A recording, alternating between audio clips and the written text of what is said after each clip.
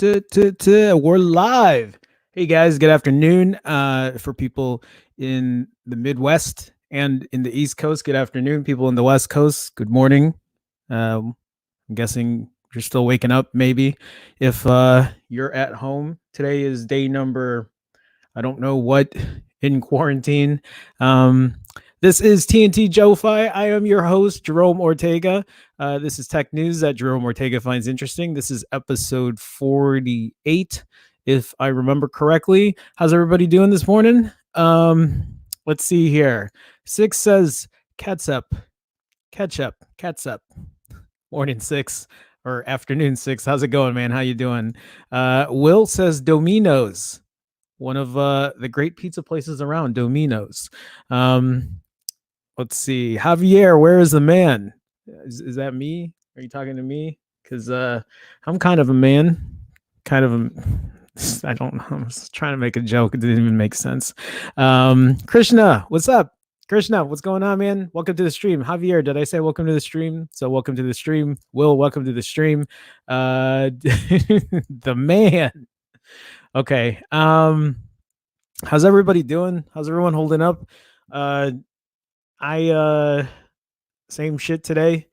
Woke up, went for a walk, tried to stay away from anybody else who was walking outside, and that's about it. Actually, I read this article about, damn, I should have pulled the article up, but they were saying in New Orleans, because of like Bourbon Street, where everybody goes to hang out and drink and eat or whatever, it's empty. So like the rats are going crazy because they can't get food, and so the rats are just in the streets looking for food. And I didn't even think about that big cities like New Orleans, like New York City, here in Chicago, eventually these rats are not going to have food to eat. And in the article I read that if they can't find food to eat, you're going to see them in broad daylight, like kind of being desperate, looking for anything to eat. And if they can't get food out there, then they'll just start resorting into going into apartments or whatever. I can only imagine that kind of madness. I can only imagine. Will says, get an N95. I really should, you know. Javier says, I think we're all just managing our sanity at this point. Yeah, I think so. I'm kind of losing my mind, and I'm trying to figure out what else I can do. I mean, I have a lot of shit to do here. You know, I have the stream, which is nice. But I miss just going out and doing normal people shit that I can't do. I went to Walgreens today just to pick something up. And you know, all those blue markers are on the floor and everybody's just trying to keep away from each other. Like even when I go to check out, I just kind of hold the barcode for them so they can just scan it and not touch it, because I'm like, you don't need to touch it, I got it, bro. Like, no, you don't need to put it in a bag, I got it, bro. I think we're all just trying to be careful. So Krishna says, by the time we go out, the rats are going to enter medieval age in New Orleans. Dude, it's the rise of the rats. It's the year of the rats. Brian, hey Brian, welcome to the stream. Yo, Six, Will, Javier, Krishna. Brian's so nice, trying to welcome everybody and being like such a good host. Brian, what's going on, man? So actually, what I'm going to do is Mike's in here. Did you fart today? That's normal. I guess there's still some normalcy in today's pandemic crisis, whatever. So actually what I want to do today is there's a lot of OnePlus 8 news going on, but I actually just want to share this. There's coronavirus stuff I want to cover, but I actually want to cover this today because I think some people still don't see the reality of what's going on. Oh shit, I gotta share my screen and I keep forgetting to do that before the show starts. I'm sorry, guys. So this article here talks about Dr. Birx, whoever the fuck Dr. Birx is, predicts up to 200,000 US coronavirus deaths, quote, if we do things almost perfectly. That is crazy to think about, that if we move forward today and do it as perfectly as possible, we'll still get about 200,000 deaths. Think about that, because today is March 30th, and I think right now the US has about 2,500 to 2,750 deaths in the US. So we're not even in the middle of it yet. Like, this is just starting. It's just starting. Says here, I think in some of the metro areas, we were late in getting people to follow the 15-day guidelines. The White House coronavirus response coordinator said Monday that she is very worried about every city in the U.S. and projects 100,000 to 200,000 American deaths as a best case scenario. Best case scenario. Well, okay, so 100,000, as a best case. In an interview on Today, that title is slightly misleading. In an interview on Today, Dr. Deborah Birx painted a grim message about the expected fatalities, echoing that they could hit more than 2 million without any measures. So if we didn't do shit and we kept living our lives as we have, maybe up to 2 million deaths. I think everyone understands now that you can go from 5 to 50 to 500 to 5,000 cases very quickly, Birx added, which is actually true. Think about this. On March 1st in the U.S., there were 75 cases. March 1st, 75 cases. Today, I think there's over 150,000. I don't know how many. I'm about to check that up because I'm curious. So right now in the US, there's 145,000 cases. 60,000 of those are in New York, New Jersey at now over 10,000, 13,000 here. Where I'm at in Illinois, there's 4,500. Most of that is in Chicago. I think over half of it is in Chicago. But so let me see. Yeah, Burke said the projections. U.S. deaths could range from 1.6 to 2.2 million in a worst case scenario. So the best case scenario being about 100,000 deaths. Again, if there are people who kind of are looking at you and they're like, this shit is a hoax, people are overhyping it. Yeah, there are 325 million people that live in the US. So at the end of the day, 100,000 isn't, I guess, but it's still 100,000 fucking people dying from this. Something that's completely, like, it's highly contagious. Did you guys see there were, I think there, I don't know if where I saw it, if but the churches, some churches in the South are still doing they're still congregating on Sundays. It's packed. What are you guys doing? What are you doing? Is it not, is it there's a church down the street from me that ended up having 40 cases right now of coronavirus. Everyone in the church got it. What the fuck, man? Like, stop congregating. You don't need to be that close. Like, they're doing mass or church or whatever the fuck you call it on Sundays online. You can go watch it online and you can go, do your prayers or whatever it is you guys do there. Don't get together. Jesus Christ, guys. Okay, so that's it. I'm just leaving it there. We're gonna talk about tech stuff now. So we're gonna talk about OnePlus here. Oh, this is not the article I wanted. Is it? Okay, it's this one first. Yeah, there we go. Let me go through chat real quick. So let's see here.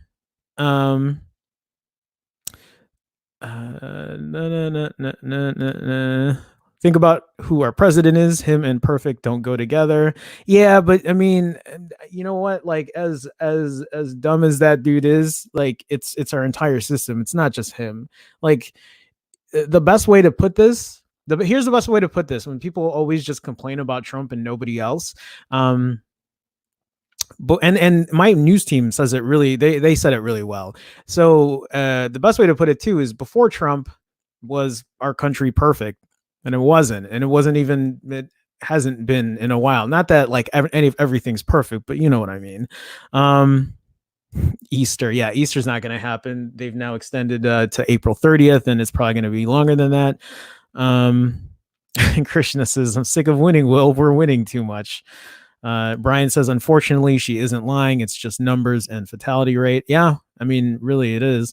Will says, Mike, why you got a hammer? Where's my hammer? Hold on here, Will. No, I can't do that here. Oh, I'm not on YouTube. I'll take care of that later.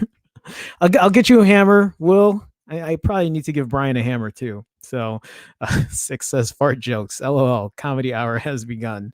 Yeah, no, that's not my. That's not really my kind of humor. Um, Javier says North Side. Uh, which church? No, so actually, this is a church out in Glenview. So my mom lives in Glenview, and it's literally down her house right now. So as this is going on, as this whole pandemic is going on, I'm not even in the city right now. I'm with my mom, and like I'm helping her out and like running errands for her and like my aunts and uncles who are also here, and kind of I'm kind of in a busy house right now, just trying to take care of shit. So um Krishna says there's a church next block to where I live. They're functioning normally. Are they still doing services though? Are they still doing services on Sunday? Like, do they have people going to church still? Because I just Will says Jesus gonna keep them safe. There's a there's a meme that I've seen where Jesus is knocking at the door and he's like, "Bro, don't come to church. Like, don't come to church." Okay, so let's start here. I have this article from The Verge titled OnePlus 8 to be announced on April 14th. If you guys have been living under a rock, OnePlus is coming out with their new phone, the OnePlus 8, via an online launch, obviously. The OnePlus 8 will be announced on April 14th during an online live stream the company announced today. OnePlus says the lineup will consist of a full series of 5G devices, and there will be a handset with 120 hertz display in the lineup. I'm assuming that's going to be the OnePlus 8 Pro with 120 hertz display, up from the 90 hertz displays found on some of its phones last year. So again, my guess here is the 90 hertz display will be the OnePlus 8, the 120 hertz display, the OnePlus 8 Pro. Two main devices are expected to be launched at the event. Yeah, the OnePlus 8 and 8 Pro, although recent reports have claimed that they may be joined by a cheaper third device called the OnePlus Z. So this OnePlus Z is supposed to be a successor for the OnePlus X that was launched a couple of years ago. I do have an article that kind of talks about what that might be, so we'll get into that in a little bit. Beyond the official details provided by OnePlus about its new devices, there have been a number of leaks and rumors about what the company plans to introduce in its latest phones. Reports have claimed that the devices will finally support wireless charging after OnePlus joined the Wireless Power Consortium back in January, and that the Pro version of the phone will also feature an IP68 dust and water resistance rating, marking the first time a OnePlus device has received an official IP rating. So we're talking about the OnePlus 8 Pro here. That's going to have the Snapdragon 865. I can't remember how many gigs of RAM, 8 to 12 gigs of RAM. It's going to have 128 gigs of internal storage, 256 also. It's going to be 120 hertz display, IP68 dust and water resistant, and have wireless charging. So we know all these specs, but the specs that we don't know is the goddamn price of the phone. In terms of design, the phones are expected to ditch the pop-up selfie camera found in last year's Pro devices in favor of hole punch notches. I honestly, so I haven't had my hands on a selfie, a pop-up selfie cam, but I don't know. I kind of like that idea, and having a completely flush or completely notchless display. I think I would rather have that than a punch hole. I understand that there are issues with having the pop-up, right? Like the mechanical issues of it eventually failing in the future, or it getting dirty, or some shit getting into it, or whatever. But I don't know if OnePlus is really thinking in that way. I think for them, they can just pick up some other displays that Samsung has, already made, and it's cheaper for them. So again, if you think they're looking out for the consumer, nah, for them it's a cheaper, more efficient way, right? I think a lot of people enjoyed having that pop-up selfie cam, right? So that they would have a complete like notchless display. But I talked about this before. If OnePlus was really listening to the consumer, why'd they get rid of the headphone jack? Why? I mean, why haven't they fixed the camera at night? Still not still not up there with the other flagship phones. And now they're adding all this extra stuff into it, right? IP68. They're adding wireless charging, and I would rather them not even include that if I could have a better camera. Like, honestly, I would rather have a better camera. I would rather have them spend the money to give me a better camera than to put these other features in here that I guess I don't care as much about. Maybe some other people do, but cameras top for me for a lot of things.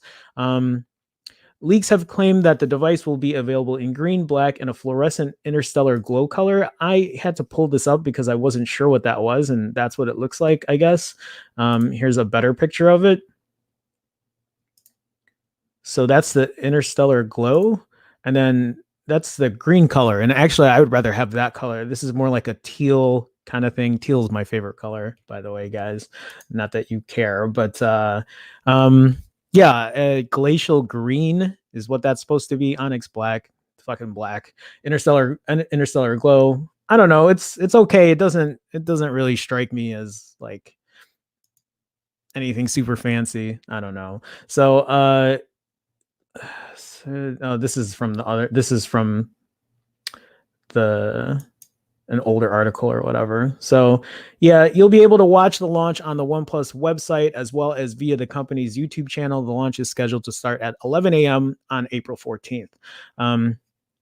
Correction, this piece originally referred to the OnePlus 8 series as the company's 8th generation of, okay, whatever. So yeah, OnePlus 8, yeah, I'm excited for it. I'm excited to see what it's going to have. It's going to have top end specs, right? The OnePlus 8 Pro will. The OnePlus 8 will be kind of a neutered version of it. Probably have still most of the specs. I don't know what they're going to, oh, actually, I think I have camera specs here because they didn't talk about the camera. So this article that was put out today on Droid Life says the OnePlus 8 Pro may offer a 30 times digital zoom and using Sony's new 48 megapixel IMX 689 sensor. Detailed in collaboration with tipster Ishan Agarwal, the OnePlus 8 Pro will feature a 48 megapixel main camera sensor from Sony, complete with another 48 megapixel sensor for ultra wide shooting. So a 48 megapixel main shooter, a 48 megapixel ultra wide sensor, an 8 megapixel telephoto lens capable of 30 times digital zoom. But what about optical? Why do I not know what that is? Plus an additional 5 megapixel camera. That's 4 cameras in total, perfectly aligning with all of the renders we've seen of the device. Again, I don't know how well this camera is going to do. It says here, the report also notes that OnePlus is adding an all-new night portrait mode, 3 HDR video, new cinematic effects, as well as improved optical image stabilization, as well as electronic image stabilization. We'll wait and see. Again, I think the thing that bothers me the most is we keep getting these announcements, the best and the greatest, and look at this, and da numbers, tech, like all this bullshit jargon. And then everyone talks about it. I mean, look at Sony with all the 108 megapixel binning technology. Like, nobody gives a fuck. Show me what the pictures look like. Are they comparable to the iPhone 11 Pro? Will they beat it? Will they be that good? Because if they're not, then I don't care about all these specs. Like, it doesn't matter to me. Beat them first. Have a better camera than them first. And then we can talk. And then you can tell me about the specs. Like, show me the proof. Show me what it looks like first. Again, a lot of these numbers, this is just a dick measuring contest. That's all it is. It's like whoever has the biggest dick, right? Like, nobody gives a fuck. Like, show me the actual, don't show me your dick. Show me the actual picture. Show me the proof that camera is going to be as good as you guys claim it to be. Again, my question here is, how much is a camera, or how much is a phone like this going to cost? How much is it going to cost? Because if we're talking $1,000, like, fuck off. No, I'm not going to spend $1,000. I mean, even at $800, that's up there in price already. But yeah, will it be competitive at 800? Sure. Compared to the other phones that are out there right now, it'll be comparable. It's still a lot of money. I wouldn't pay for it. Again, if you guys don't know this, I am putting my foot down and I'm not spending more than $500 on a phone. And I don't mean 500 plus I pay $50 in taxes, plus I pay $10 in shipping and all that other bullshit. I mean, $500 to my doorstep. That's what I'm going to pay. I don't know. We'll see. I don't know if I had another. Oh, okay. So I might as well continue this, and we can talk about this cheaper version of the OnePlus that's coming out. So this article from Android Police says the rumored OnePlus 8 Lite could launch as the OnePlus Z later in the year. It looks like we're going to see two flagship smartphones launch as part of the OnePlus 8 series on April 14th, like we just talked about. Um, so the Chinese company was previously expected to add a mid-range light handset to this mix, but it sounds like this has been deferred to a later date. The OnePlus 8 Lite is now rumored to come out as the OnePlus Z, succeeding the 5-year-old OnePlus X, which wasn't received all that well at the time.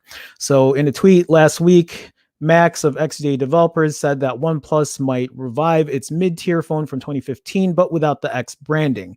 Later, he shared that it'll be called the OnePlus Z and that its hardware matches up with what we know so far about the 8 Lite. This was corroborated by another popular leaker, Ishan Agarwal, according to whom the Z may come out sometime later this year. Excuse me, I'm clearing my throat. I don't have COVID-19. At least I don't think so. With the ever-growing flagship prices, it makes all the more sense for OnePlus to reinstate its cheaper range to retain its consumer base and handle its competition in the segment better.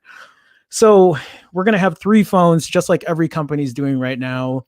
Their mid-range phone, their flagship phone, which is what their budget flagship phone, and then their premium phone. So and usually we're talking about what, $400-$500 for a mid-range, $700-$800 for their budget flagship, if you want to call it that. That sounds so dumb.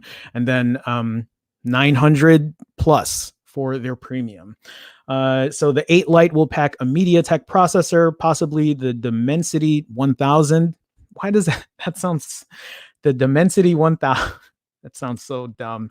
Along with 8 gigs of RAM and up to 256 gigs of storage. I mean, I say it's dumb, but I don't know how it performs. It just, the name sounds silly. So this Dimensity 1000 from MediaTek, I've never used it. Have you guys? Do you guys have any experience with the Dimensity 1000?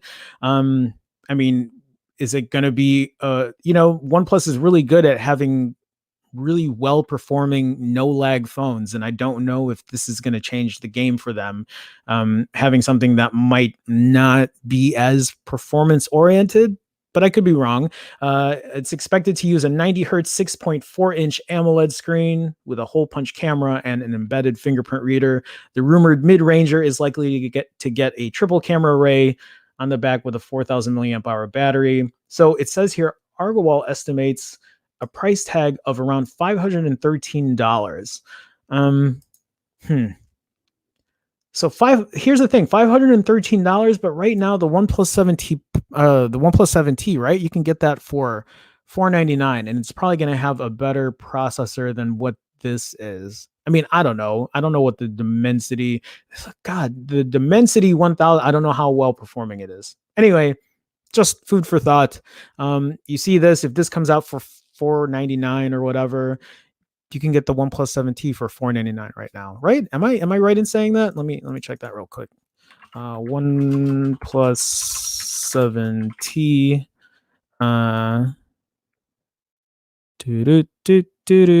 Yeah. So the OnePlus 7T right now for $499. If you want to compare that to the OnePlus, what is it? OnePlus Z or whatever the fuck they're calling it. I mean, again, food for thought, something to compare to. So, okay, I think that's all the OnePlus stuff I have. I don't think I have any other stuff in there. So let's kind of move into chat here. Where am I? Okay. Six says, now will the regular OnePlus be available for the US? The normal 7 was not. I hope so. I'm assuming they would now that they're, well, I don't know.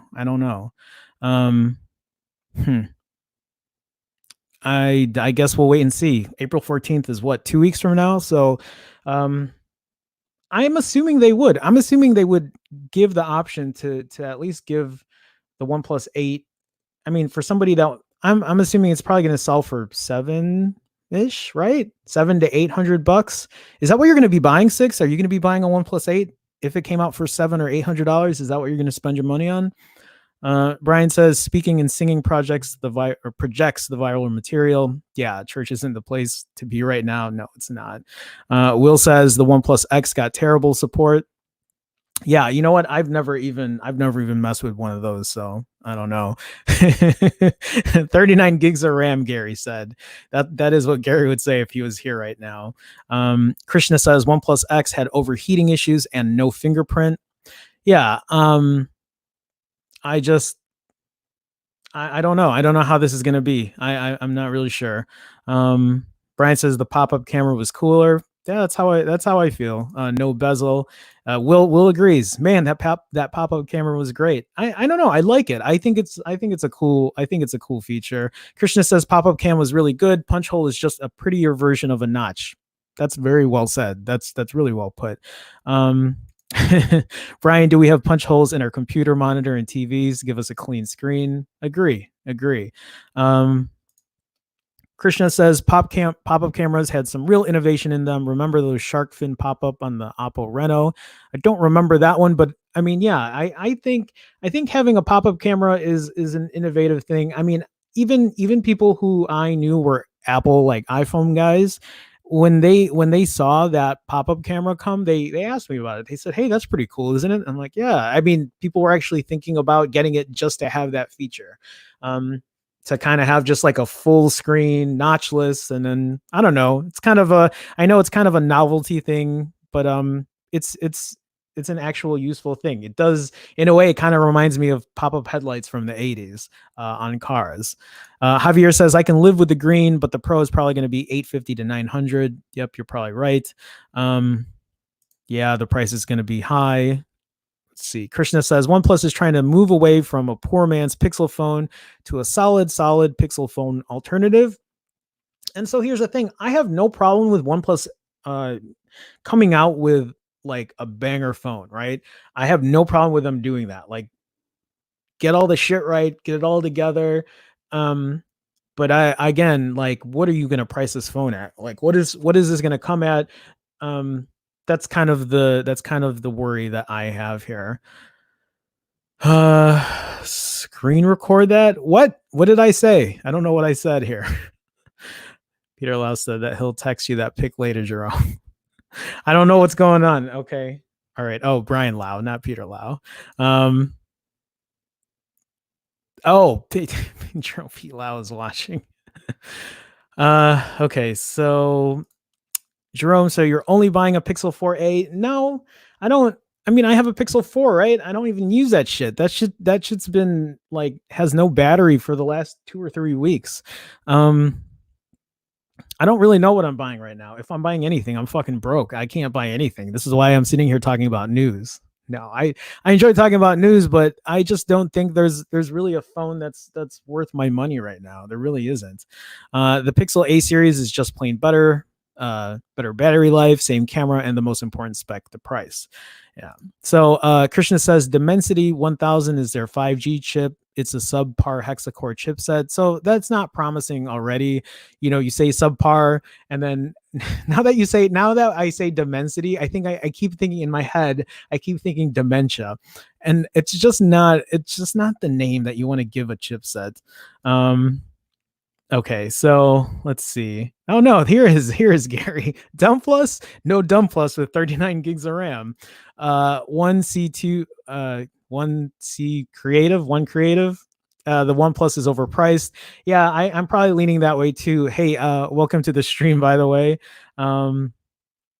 Appreciate you guys making it. The measuring contest. Oh, me talking about that. Yeah. Yeah, I said 500 total. So it doesn't mean that I'm talking about a phone for 2020 at 500. I'm just saying, like, I'm not going to spend more than 500 on a phone, whatever that ends up being. So if the OnePlus 8 ends up being a great phone, I'll wait until that drops in price. So that's kind of where I go with that. Okay, so I'm gonna move on. But here's a little segue. If you guys haven't already, thank you for joining the stream. If you haven't, please feel free to like the video. Liking these videos apparently does good things to my channel.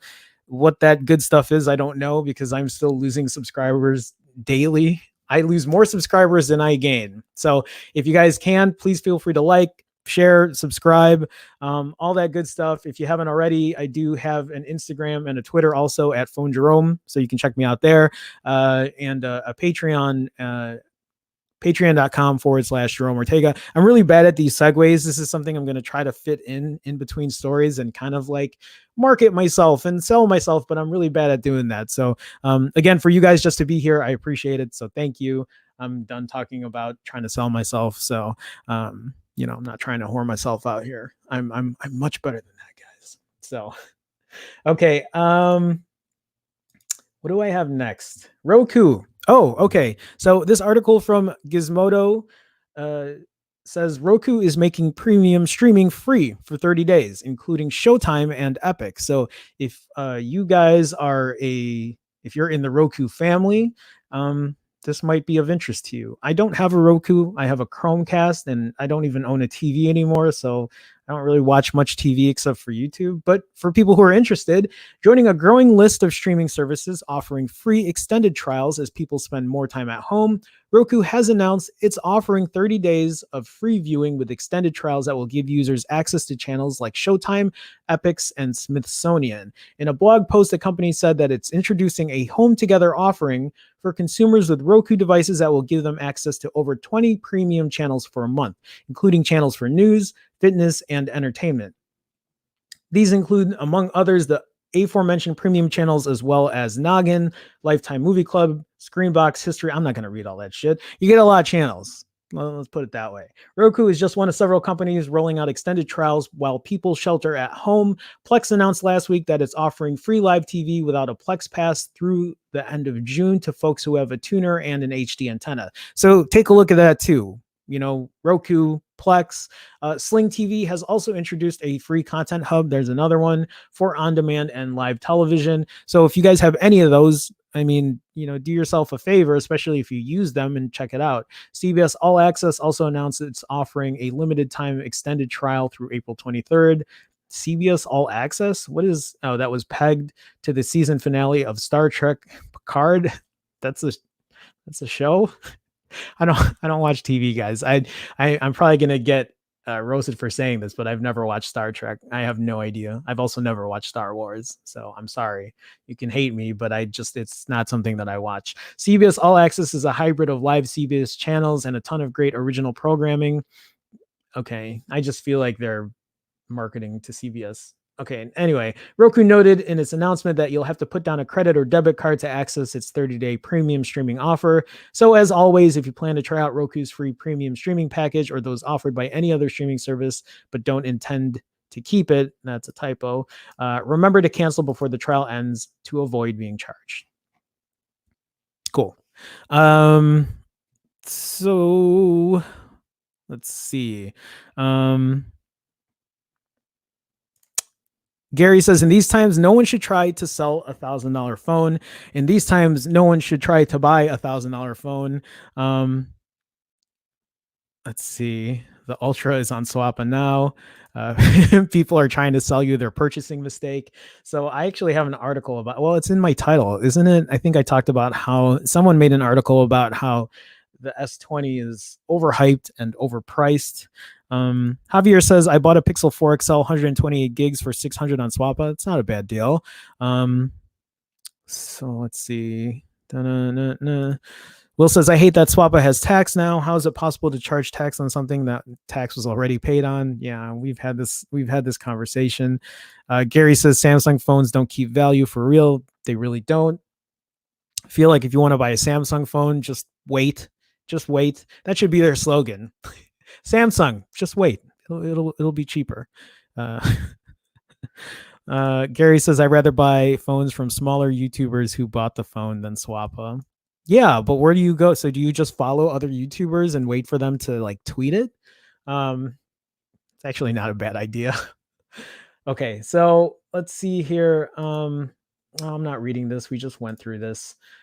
Okay, this article from Engadget I don't know if you guys are big Nintendo people or Mario people, but I figured I'd read this because I was interested when I saw the title. Nintendo is reportedly planning to remaster classic Mario games this year. A new Paper Mario and Super Mario 64 and Galaxy re-releases may be on the way. This year marks the 35th anniversary of Super Mario Brothers and Nintendo. And Nintendo could be set to mark the legacy of its flagship franchise in a major way. The company is reportedly working on several Mario games for this year, including remastered versions of some classic titles. While several old Mario games are already available on the console through the NES and SNES Switch online services, Nintendo plans to remaster most of the Mario back catalog, according to Video Games Chronicle.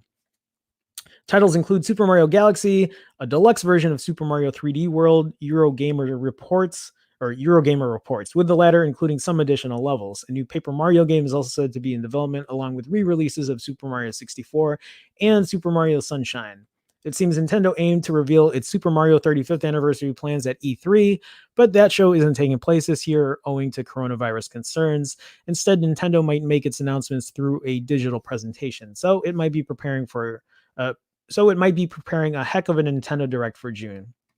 I don't know why I thought this article was going to be more interesting. Um, yeah, they're going to remaster new Mario games. The end.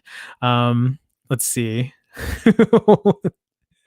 Will says, Mario again. Krishna says, why do you hate Mario?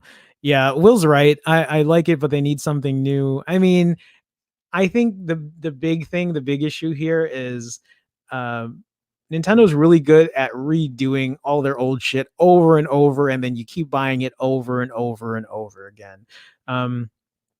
So every time they come out with a new system, they end up remastering the same game, and it's a lot of people just end up buying it again. I've done that. I'm guilty of doing that. Um, Christian says, agree. They keep beating the dead fish. Yeah. So I don't know. Okay. Oh, here we go. So this article from Ars Technica is titled Galaxy S20 Review, Overhyped and Outrageously Priced. I really wish they called it overhyped and overpriced, but maybe they're going on something different that I don't know here. The 120 hertz screen is the best feature, but it's also for sale to other OEMs. Samsung never changes. The company's flagship smartphone strategy has always focused on designing for marketability rather than the end user experience. That is a great way to label this. The company's flagship smartphone strategy has always focused on designing for marketability. Again, like I said earlier, dick measuring contest. The biggest this, the best that.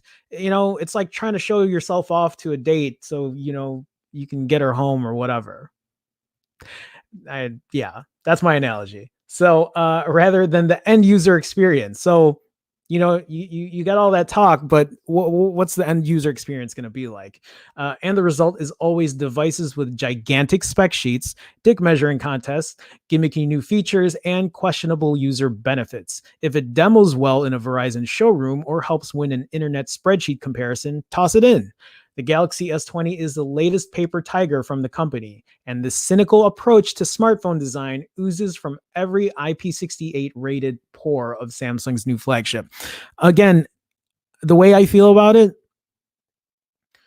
it's a big marketing contest, and you don't have the results to prove it later on. So the user ends up spending $1,000 or more, right? The Ultra at $1,400, and then they come home dissatisfied, and now they're selling it on Swappa. This is something that we've been talking about, like in my tech chat or whatever, for a while. Just look, but not too closely, at all the whiz-bang features the Galaxy S20 offers. The camera has an industry-leading 100-time zoom. It's actually a 4 times optical zoom, and the camera autofocus is terrible. There's 120 hertz 1440p display. You can't actually run the display at 120 hertz and 1440p. And who could forget the revolutionary 5G connectivity? 5G is probably not available in your area. The Galaxy S line is bigger than ever this year, and each model comes with Samsung's biggest ever price tags. The phones now start at $1,000, while the bigger Galaxy S20 is $1,200, and the even bigger S20 Ultra is an astonishing $1,400. Samsung wants more money than ever to take home a Galaxy S20. but that does not translate into better support from Samsung after the sale. The Galaxy S20 is still only eligible for 2 years of monthly security updates and 2 major Android OS updates that Samsung will deliver as slowly as possible. For $1,400, that's a pretty bad deal. So yeah, the 2 year thing is it's kind of a punch in the gut for a lot of techier people. I think a lot of average consumers probably aren't going to care. They're going to be fine with what they get. But yeah, you're paying a lot of money for, not the longest support, especially from other phones, like, getting 3 years of updates, OS updates from a Pixel. Um, is it 3 years OS updates from a Pixel now? I'm losing my mind, guys. So anyway, again, you're paying a lot of money and you're not getting a lot in return. So design and build quality in terms of construction, there isn't much here you haven't seen in past Samsung devices. So I will say, even before reading through this article, the thing I like about Samsung is, yeah, they have an awesome display, and I think their build quality and I think their design is pretty good. Um, I think their hardware comes in very top notch. Their software experience is lacking, and their cameras, at least in my experience in the past, have been pretty solid, but they're not leaps and leaps above other flagship phones that are out there. And now when we're talking about marking it up at these prices, like, people are going to question it. People are going to dig down, and they're going to like be looking at these phones with a fine tooth comb, because you can't, at that price, you're not overlooking it anymore. Now, you're not overlooking the bad things on a phone or the questionable things on a phone, because if you're paying this much money, you better make sure that it's every penny, like, well spent. The front design is the usual Samsung template, because obviously this article is a little biased, right? They're pretty much hammering Samsung, and like, I don't want to be that guy that's just like, fuck Samsung, everything they did is wrong here, because I don't think they do everything wrong, but there's a lot that they could do right. One of those things is not charge so goddamn much for the phone. So the S10 Plus had two front cameras and a distinctive looking oval shaped display. We know all these things. So I just want to see what his thoughts are on this phone. Speaking of things that have been removed compared to the Galaxy S10, there's no headphone jack anymore. Samsung was the biggest OEM supporting headphone jacks last year, but starting with the Galaxy Note 10, the company moved to kill the universal audio jack. In the flagship market, there aren't many headphone jacks left, save for maybe LG. The screen is still curved along the left and right, but it's less curved than it has ever been. Um, all content is meant to be flat, so why is Samsung bothering with this feature? It just seems like something that makes the phone look better in renders. That's also true. Fingerprint. So the fingerprint scanner hasn't been well received. Again, the in-screen fingerprint reader is the same component that shipped in the Galaxy S10, Qualcomm's first generation ultrasonic fingerprint reader, which is a disappointment. These in-screen fingerprint readers are new technology, and you would expect them to get better year over year, but there is no such improvement on the S20. So here again, they're going to pack these other features in, but they're not going to fix the elephant in the room, which is their fingerprint reader. You can say, well, you'll just use facial recognition, but that's not as secure, right? That's why you can't use it for banking and all that other shit right now, because it's just not as secure as what Face ID offers you on an iPhone. It's much smaller than a fingertip and smaller than any other touch target on a modern smartphone, which makes unlocking the phone more failure prone than it needs to be. That would be frustrating for me. If that's how I had to unlock my phone and I was always having issues with it, that would end up being very frustrating, where I would probably not use it anymore. Samsung is one of the only companies using Qualcomm's fingerprint solution, and one of the benefits of this component is that it's supposed to be able to scale up in size. Qualcomm says its fingerprint technology can be implemented under the entire display if an OEM wanted, and while that's probably prohibitively expensive, a reader area, at least as big as a home screen icon, would be appreciated. Right now, you are scanning a sliver of your finger instead of the entire fingertip. Yeah, that doesn't make any sense at all. Samsung has a habit of skimping on its unlocking biometrics, which is a shame. People unlock their phones dozens of times a day, so passing the security check is probably the most frequently used function of a smartphone. Again, this is something that I've hammered on Pixel 4, on the Pixel 4, because the Pixel 4 has issues with its facial face unlock. Again, not being able to, or unlocking your phone while having your eyes closed is not a security feature that any of us want, and Google still hasn't fixed that. I think Will actually said to me or showed me something that said they were going to fix it or it's in the works, but goddamn, this phone's been out since what now? 4 or 5 months. Like, it's halfway through its life cycle and it's still not fixed. Like, that's how can you support something like that? That's so hard for me to wrap around my head. It's hard for me to recommend a Pixel 4 to somebody where I'm like, well, yeah, it has face unlock, but it's not the best. But you should buy it anyway. It's kind of a hard sell. And then I'm left to say, well, just use a pin. Just use a pin. Let's go back to old school days and use a pin to unlock your phone. No. Okay, so specs here, whatever. The best and biggest addition to the Galaxy S20 is the new 120 hertz display. After spending most of last year supplying high refresh rates to displays to Google, OnePlus, and many other OEMs, Samsung is finally putting a speedier display in its own products. The 120 hertz display makes a big difference in how smooth the phone feels. I bet it's amazing. I really bet it looks great. But yeah, there's battery usage concern when running at 120 hertz. The display is the most power hungry component of any smartphone, and you'll definitely notice it draining the battery more quickly at the higher refresh rate. So for the camera, new on the Galaxy S20 is the massive camera bump on the back. This has got to be one of the biggest camera bumps ever, with its only competition being some of the crazier old school Nokia designs from the Symbian and Windows Phone days. Samsung lists the Galaxy S20 Ultra at 8.8 millimeters, but that doesn't include the camera bump, which by our measurements adds another 2.4 millimeters to the thickness of the phone. Okay, so big ass camera bump. I get it. I want to see what he says about the cameras in general, though. On the Ultra, the camera is branded with, quote, 100 times space zoom, a term Samsung felt so confident in. It emblazoned the name on the camera bump right next to the sensor. Samsung's telephoto zoom ratings are completely divorced from reality, though. What's actually on the back is a 4 times telephoto camera with a 48 megapixel sensor, and you have some room for cropping the photo and getting a digital zoom. Samsung claims the camera can perform a 10 times lossless zoom with the combination of the bigger sensor and the optical zoom. I don't really like the description of digital zoom as, quote, lossless, but I think Samsung means you get to 10 times before its AI photo algorithms start noticeably messing with your picture.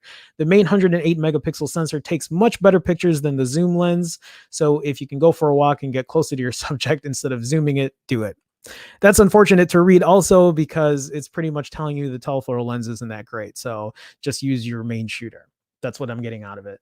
Samsung gets to claim its 100 times zoom is the highest in the industry, but at 100 times it is just awful to use. The scene in the viewfinder constantly ripples and wobbles with noise as Samsung's algorithms continually try to make sense of what the sensor is being pushed to focus on. The resulting photos look awful too, like blowing a regular photo up to 1,000% and smearing away the hard pixel grid lines. So autofocus.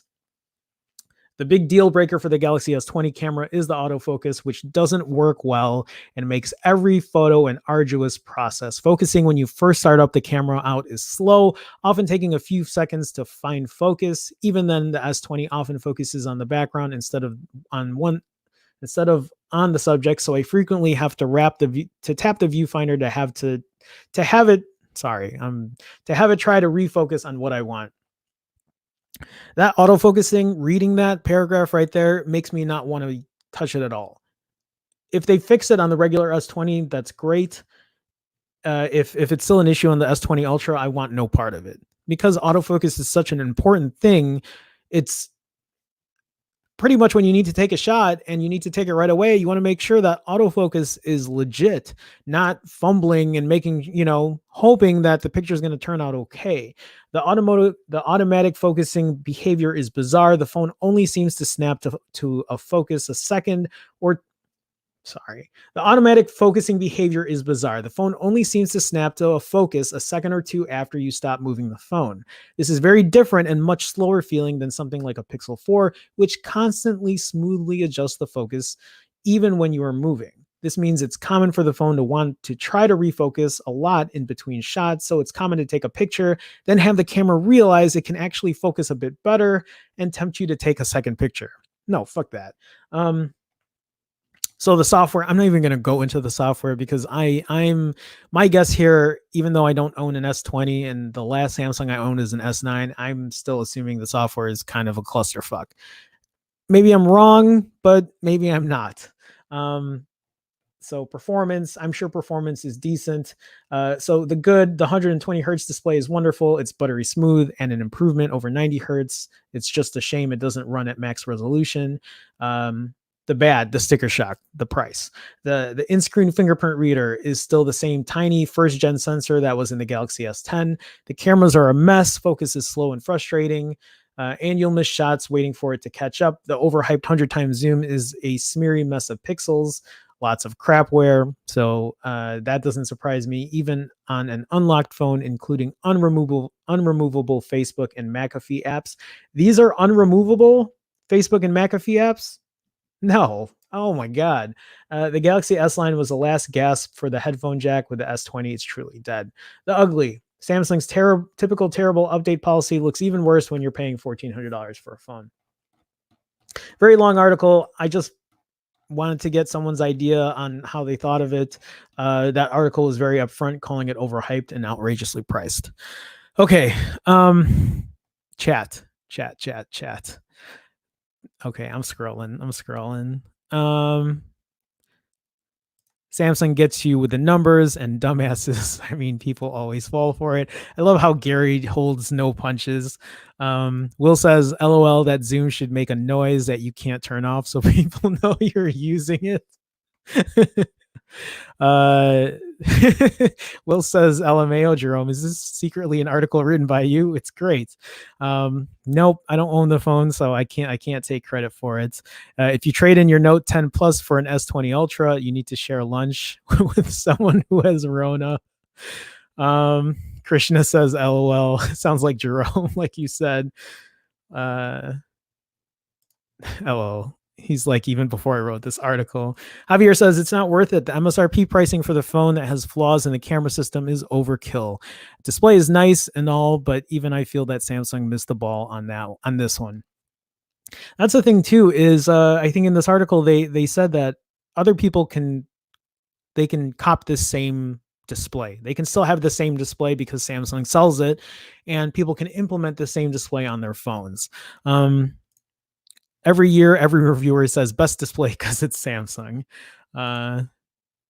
Gary says, I can't do Samsung's curved screen. Yeah, I wasn't a fan of it either. I had an S9 Edge. I also had an S9, but it wasn't my thing. Krishna says they have improved a lot from what they were, but the S20 Ultra could have been just a S20 Plus. All those bells and whistles are marketing BS and unnecessary. Yeah.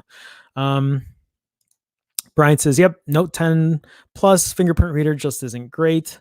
Gary says, I prefer the flat screen. So do I. Yeah. And Will says, and I can't unlock your banking app because Google. It's getting fixed in the April feature drop. Let's hope so. I hope so. Christian says both Samsung and Google have a toggle skip lock screen. Google's adding the require eyes open feature in 11, possibly next Pixel feature drop. Yeah, I really hope so. Alareza, hey, welcome to the stream, man. Alareza says phones are getting too expensive and the value of our money is dropping every day in Iran.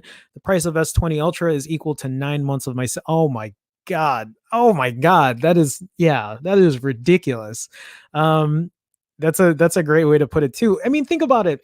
The S20 Ultra right now costs more than what you're going to get back from the stimulus package without kids. It's that expensive. It's more expensive than most people's most people's monthly rent for the month here in Chicago. $1,400 is what I paid a couple years ago when I lived in a 2-bedroom in the city when I was actually making some money. But yeah, it's crazy. Will says the extras that they're giving aren't matching the increase in price. I agreed. Elbow bump. That's all we're doing now. Elbow bumps. Jerome reads a big ass paragraph. Also, Jerome, now fuck that. I know I'm really picky about like when I want to read and what I don't want to read. Alreza says QH and 120 hertz display equals Oppo Find X2 Pro. Good point. Good point. Gary says for whatever reason, Samsung gets a pass on a lot of things. Yeah, I think some companies get a lot of there's a lot of bias there, and I don't know. I feel like as a techie, as somebody who is an influencer, I'm not really. I feel like it's good to call out people on their bullshit. So it's nice to see an article come out that kind of just like puts it on the table, right? Puts it on the table. Speaking of which, Samsung's unlocked Galaxy S20 and S20 Plus are now heavily discounted at multiple US retailers. This article from Phone Arena is talking about, and we just read a whole article about the Galaxy S20 being overhyped and overpriced, and here we are not too much longer, and we're already seeing them heavily discounted. It's no longer a big secret that Samsung's impressive Galaxy S20 family of ultra high end smartphones is not selling very impressively. And according to multiple industry pundits and market research firms, the coronavirus pandemic is just one of the company's many problems right now. The quote, regular Galaxy S20 and S20 Plus variants in particular don't seem correctly priced to succeed, which is why Amazon started offering a cool $200 discount with absolutely no strings attached, just a couple of weeks after these powerful Android handsets made their commercial debut. Somewhat surprisingly, those unlocked deals are still around, and in the last week, Samsung itself, as well as Best Buy and B&H Photo Video, have joined the killer promo party. So that means you can currently nab an S20 in an unlocked variant in exchange for only $800 from the handset's manufacturer itself, while the 6.7-inch S20 Plus costs $1,000 with 128 gigs, or $1,149 in a 512 gig configuration. Still a lot of money. It's still not enough. Still not cheap enough for me to buy. Curiously enough, these $200 markdowns don't appear to apply to carrier specific S20 and S20 Plus models. You guys should buy unlocked anyway. That's my opinion. You guys really shouldn't be buying carrier locked phones.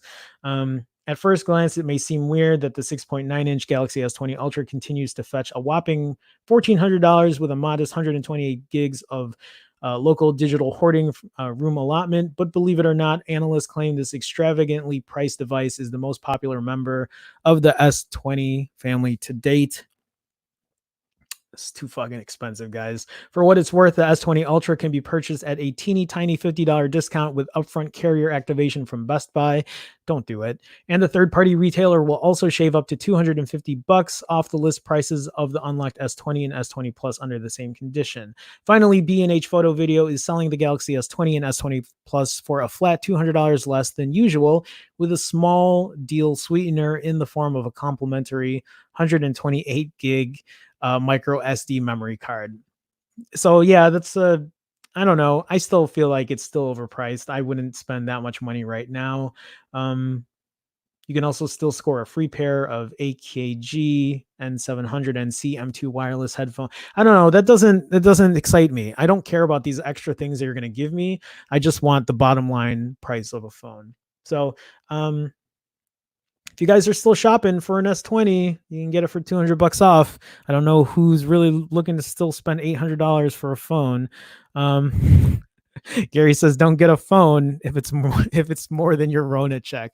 Yeah, Brian says, "I don't know, Gary. At this rate, we can't buy any phone." I'm in the same boat. Let's see here. You have to be pissed if you bought an S20 new at release. This is worse than Google dropping the Pixel price on Black Friday every year. Yeah, I'm still salty about spending so much on the Pixel 4 and then it dropping so quickly. But that's my own fault, right? That's me wanting to review a phone right away and getting a video out and realizing that that's really not worth it at this point. Krishna says these premium phones depreciate faster than a luxury car. You have a point. Yeah, a month later you find out you get ripped off.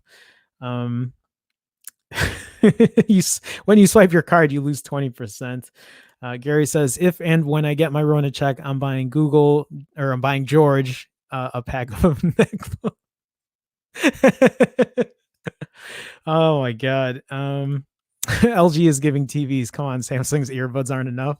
Yeah, no, they're not. Even an LG TV, I'll pass right now. I will. Okay.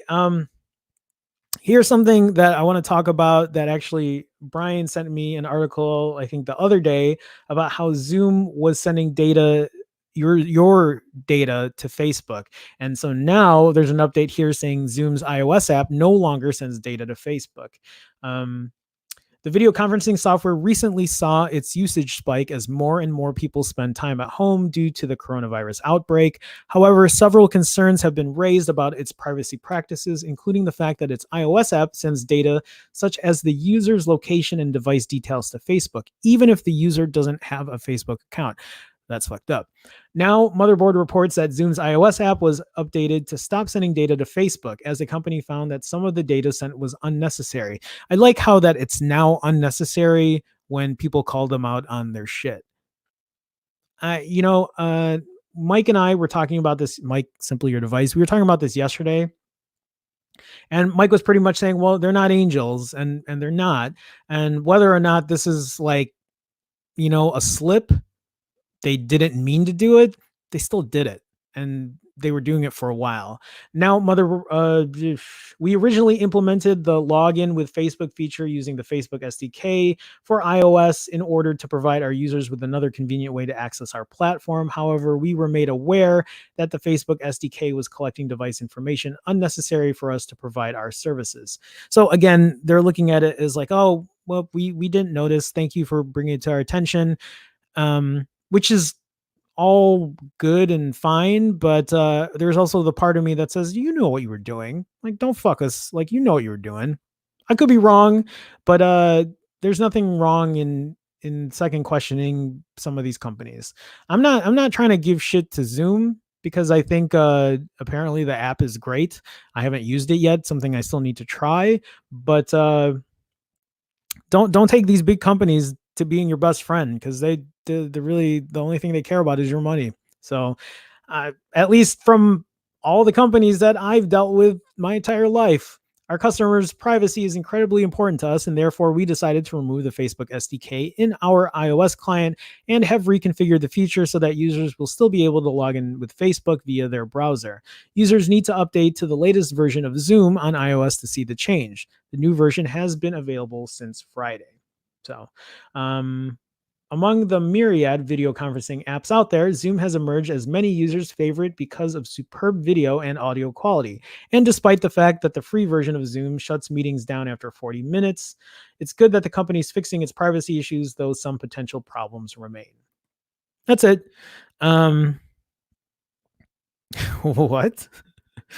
Look at that girl with T. What are we? I'm not. Gary says just use Duo, people. LOL, Jerome, look at the, what are we looking at here? What are we talking about? Am I missing something? This picture. It's such clickbait, guys. You guys Yeah, okay. I was like, are you guys talking about some girl's eyes that she has bags under her eyes? I didn't know you literally meant tea bags. Krishna says, Gary, Duo is good for friends and family. Zoom is good for official purposes as well, with screenshotting and control. Zoom also allows for teleconferencing, for teleconference chatting, right? So people could chat in there as well, I believe. I think that was the reason people were giving Duo some flack, because you couldn't chat in there like you could with the Zoom. But I haven't used Zoom yet, so I don't know. Okay, moving on. This article from Mashable, Apple's iPhone 12, still scheduled for a fall launch, report says. We'll see about that. Apple still plans to launch new iPhones in the fall, in line with its typical yearly schedule, a new report from Bloomberg claims. This is despite the coronavirus outbreak, which has slowed down manufacturing across the globe and forced Apple to temporarily shut down all its retail stores outside of China. Citing people familiar with the matter, the report says the next iPhone, likely equipped with 5G and called iPhone 12, is on schedule to launch in the fall, since mass production isn't starting until the summer. Here's a question. If you're an iPhone person, if you're an iPhone guy and the iPhone 12 comes out September, are you dropping $1,000 on it right now? Or does it depend on how this whole coronavirus situation is playing out? And if you have money, um, I'm just wondering who's going to be dropping $1,000 on a phone right now. I don't know. I feel like most people like me, probably like people in my chat, just don't have the money to drop $1,000. This is partly in contrast with a recent report from Nikkei. I know I'm probably butchering that, which claimed that Apple is considering delaying the launch by months, partly due to supply chain constraints and partly due to the possibility of sales being slow. Nikkei's report did, however, note that it's still early and that Apple's plans may change before the launch. A recent Reuters report said Apple has postponed the production ramp up for the new 5G phones, but also said that it's possible these phones might launch in the fall. This article is kind of like bullshit clickbait too. It's like it says here Apple's iPhone 12 still scheduled for a fall launch. And then it says it's still early and that Apple's plans may change before the launch. So the article says it's still coming, but it might not. I obviously got clickbaited into clicking it. So another Apple device hangs in the balance these days. The company was rumored to be launching an affordable iPhone in March, possibly called the iPhone SE2 or iPhone 9. We've seen conflicting reports on this launch, with some saying it's going on as planned, and others saying it's likely to be delayed. Again, yeah, it might happen or it might not. Read the article so you can find out nothing. That's it. This total clickbait article. I got fucked on that one. So let's see. Carrie says this is Will's favorite part of the show. Yeah, it's the only time I'm talking about Apple, I think, here. Krishna says, I train some interns in my company. I use Zoom because they don't have Microsoft Teams. And I've heard good things about Teams. I don't know. I've never used it either. So Will says, I doubt it. LiDAR isn't enough. I got a decent deal on my Pro Max. That's cool. Gary says, $1,000 iPhone, average person? No. Will, pre-ordering. Oh, shit. So less screen to body ratio. I'm actually wondering if it's going to be less screen to body ratio. We have yet to see that. Adam says LG kills off the G, not my aux phone. Yeah, we're getting to that, Adam. Hey, Adam, welcome to the stream. Thanks for making it, man. Will says, I got the 4XL on launch and set up my return early. Google let me return it in November for a full refund. Yeah, Will, we know you love Apple. You hate Google. We get it. Okay, so this article from Fandroid says LG is rethinking its strategy by killing off its G series lineup. So I know a lot of people were asking about when the next G phone was coming, and it looks like it might not be. LG was supposed to make an appearance at MWC Mobile World Congress 2020 this year, but the company eventually pulled out due to the coronavirus outbreak. The event was ultimately canceled. Many had presumed that the event would see LG announce their next gen flagship smartphone, the LG G9. In fact, ahead of the event, we actually saw leaked renders of the upcoming handset. But now, according to the reports out of Korea, they are claiming that LG will not be launching any more new G series handsets. The report is alleging that LG is apparently done with the G series.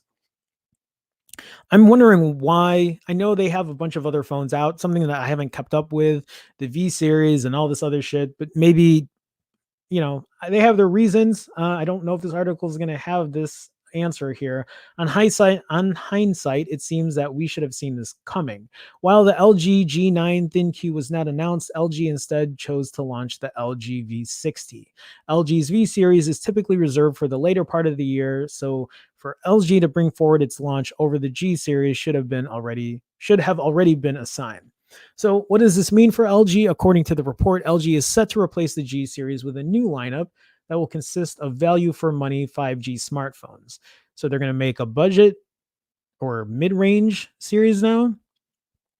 And then the V series will be their flagship. With the price of smartphones going up, more customers are starting to look towards more affordable offerings, and this is apparently a market segment that LG is trying to conquer. Take it with a grain of salt for now, but given that we haven't seen anything related to the LG G9 ThinQ, save for the leaked renders, perhaps we won't be able to expect anything anymore in the future. I'm not the biggest LG guy. I had an LG G5 and a G6. Um, and then I don't know if I had I don't know. It might have just been there. And I mean, the G5 was okay. It was one of the first phones that had an ultra wide lens, and it was innovative for what it had. I don't think it was the greatest phone. It performed actually pretty well performance wise, the G5, and it had a removable battery. So there were good things with it. Um, I know there's a niche group that's big fans of LG. Um, I don't know too much about it to really talk shit because I haven't really kept up to date. Whether or not they come out with a new G series is great. Um, I don't know. You know what? I feel like at this point, when it comes to Android, Pixel is what I've been looking at. I will glance over at the OnePlus though. That might seem like another competitor that I would spend money on. As far as Samsung, probably not. I just, I'm not happy with their software, their UI as it is. So why am I going to drop money when I'm not happy with that? That's just going to frustrate me more. So, um, okay. So let's see here. Adam says, "Howdy, just saw the title. Sorry to jump ahead. You're good. You're good." Um, Will says, "I was like 2 months into having the Pixel 4, so now I know what to do. I was beyond my return period." Will is the returning phone gangster. Will says, "I like Google, but they always let me down. I feel similarly. We've had this conversation many times, many times." Gary says, "LG needs to be rebranded. LG Stylo, who gives a damn?" Will says, "Just to sell their TVs. Their UI is awful." Uh, that G5 was ugly. Those quote friends attachments never came out. Yeah, I never even used whatever attachments they said that was going to come. You know what? I was not really impressed with the finish of the phone, but I think at the time when the G5 came out, I think the UI was still at least decent. I think the performance on it wasn't bad. OnePlus embarrasses the Pixel except the camera. That's hard to argue with. It really is. Uh, yeah, those mods actually help Moto mods to see better, to sell better, to sell better. I gotcha. Okay, so let's see here. Same article. There's probably nothing really new or exciting in here. I'm sure it's the same. Uh, LG's G series phones are dead. Company to pursue new strategy. Yeah, it's such a short article, so no point in reading it. Oh, I don't even know what this is about, so fuck it. Okay. I don't even know why I have this article here. I just felt like I would read it. So, from The Guardian, astrophysicist gets magnets stuck up nose while inventing coronavirus device. Australian Dr. Daniel Reardon ended up in hospital after inserting magnets in his nostrils while building a necklace that warns you when you touch your face. An Australian astrophysicist has been admitted to a hospital after getting 4 magnets stuck up his nose in an attempt to invent a device that stops people touching their faces during the coronavirus outbreak. I mean, it's not a bad idea. I mean, to be fair, I touch my face a lot. I'm sure if I watched this stream, I probably did it many times. I mean, I sit here and I go like this a lot. Dr. Daniel Reardon, a research fellow at a Melbourne University, was building a necklace that sounds an alarm on facial contact when the mishap occurred on Thursday night. But you have to put magnets in your nose? The 27-year-old astrophysicist who studies pulsars and gravitational waves said he was trying to liven up the boredom of self-isolation with the 4 powerful neodymium magnets. I have some electronic equipment, but really no experience or expertise in building circuits or things. I had a part that detects magnetic fields. I thought that if I built a circuit that could detect the magnetic field and we wore magnets on our wrists, then it could set off an alarm if you brought it too close to your face.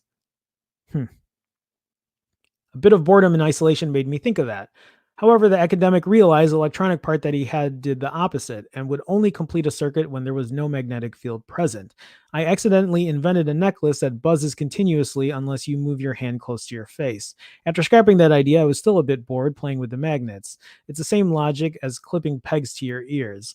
I clipped them to my earlobes and then clipped them to my nostril, and things went downhill pretty quickly when I clipped the magnets to my other nostril. I don't know if I really want to. Reardon said he placed two magnets inside his nostrils and two on the outside. When he removed the magnets from the outside of his nose, the two inside stuck together. Unfortunately, the researcher then attempted to use his remaining magnets to remove them. At this point, my partner, who works at a hospital, was laughing at me. I was trying to pull them out, but there's a ridge at the bottom of my nose you can't get past. After struggling for 20 minutes, I decided to Google the problem and found an article about an 11-year-old boy who had the same problem. The solution in that was more magnets to put on the outside to offset the pull from the ones inside. As I was pulling downwards to try and remove the magnets, they clipped onto each other and I lost my grip. And those two magnets ended up in my left nostril while the other one was in my right. At this point, I ran out of magnets. Before attending the hospital, Reardon attempted to use pliers to pull them out, but they became magnetized by the magnets inside his nose. Every time I brought the pliers close to my nose, my entire nose would shift. Dude, that is fucked up. No, fuck that. My entire nose would shift towards the pliers and then the pliers would stick to the magnet. It was a little bit painful at this point. My partner took me to the hospital that she works in because she wanted all her colleagues to laugh at me. The doctors thought it was quite funny, making comments like, "This is an injury due to self-isolation and boredom." At the hospital, a team of two doctors applied an anesthetic spray, an anesthetic, an anesthetic spray. God damn it. And manually removed the magnets from Reardon's nose. Okay, I'm not gonna go through the rest of this. Whoa, wait. When they got the three out from the left nostril, the last one fell down my throat. That could have been a bit of a problem if I swallowed or breathed it in, but I was thankfully able to lean forward and cough it out. God damn, needless to say, I'm not going to play with magnets anymore. Um, I'm actually getting a lot of work done. Working remotely is not that bad. We're also renovating our house, so I'm building shelves, making furniture, and doing something. I mean, people are going to get bored. They're going to do some shit. I mean, this is why I'm streaming every goddamn day at noon because not that I mean, yeah, I'm bored, but I like reading about tech, but it's also something to do. I have no plans to put magnets up my nose. So, okay. Okay. Um, I don't know what you guys are talking about right now. Da-da-na-na-na-na.